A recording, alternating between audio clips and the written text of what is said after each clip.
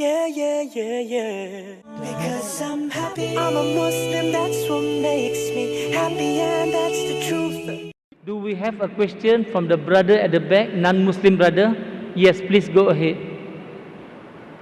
Good evening. My name is Lloyd Leslie. I'm from Tanzania. I'd like to thank you for this opportunity you've given me today. I have a simple question. I'd really like to know, where does Islam stand in giving people second opportunities? Because I believe, as all human beings, we all make mistakes, but we tend to judge each other differently. If I break a glass or if I stab someone, it's okay, but it's different when someone commits adultery or kills. So how do you actually weigh sins? I just want to know that. How do you justify these things in Islam? Brother asked a very good question, that what is the Islamic viewpoint on giving someone a second opportunity? If you read the Quran and the Hadith, Almighty God does not give you second opportunity, He gives you hundreds of opportunities. Hundreds. Allah says that never despair the mercy of Allah. Never despair, never think that Allah will never forgive you. That's the reason every chapter of the glorious Quran, except for Surah Tawbah, chapter number 9, begins with the beautiful formula, Bismillah ar-Rahman ar-Rahim. In the name of Allah, most gracious, most merciful. You may have done maximum sins in the world, yet never think that Allah will not forgive you, as long as you repent. Now, in Islam, there are certain criteria for repentance. If you have done a sin, and if you repent, Allah will inshallah forgive you. To repent, there are some criteria. First, you agree what you're doing is wrong. Number two, stop it. Number three, that if you can reverse it, the act, you reverse it. Number four, never do it again. Agree it is wrong, stop it, reverse it if you can, never do it again. For example, if you have robbed, agree it is wrong. Point number two, stop robbing. Point number three, if you can return the thing you have robbed, return it. Point number four, don't do it again. If you have done adultery, for example, agree it is wrong, stop it, ask for forgiveness, you can't undo it. Ask for forgiveness, don't do it again. What about capital punishment? How do you explain? Brother, that's a very good question. How do you explain the capital punishment? If someone has done adultery, what is the capital punishment? In Islam, capital punishment is there if there are 4 witnesses. In Islam, if someone does adultery and if we have 4 witnesses, then the person who has done adultery is supposed to be put to death.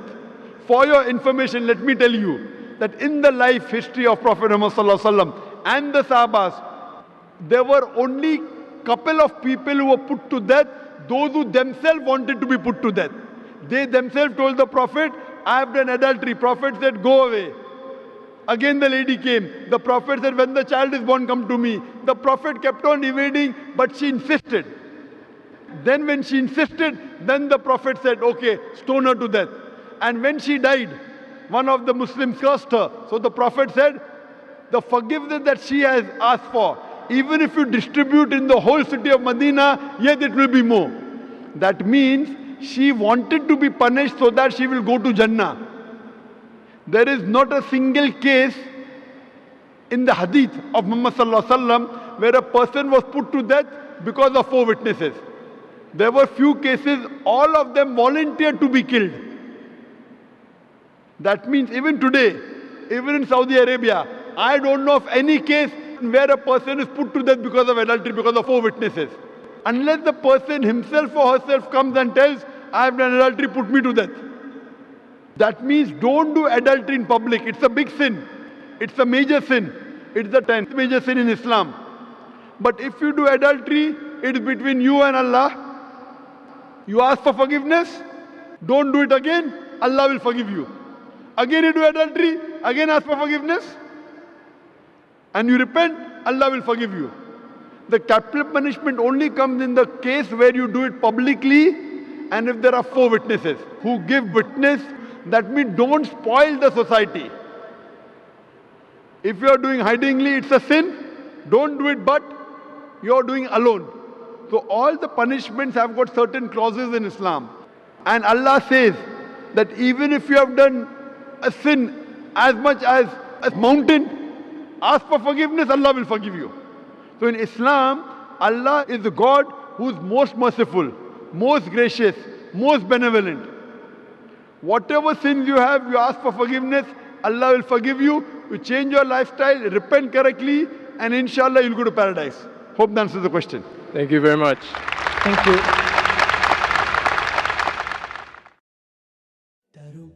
Let me tell you about my happiness. I get my happiness from Islam. It makes me kind and a better human.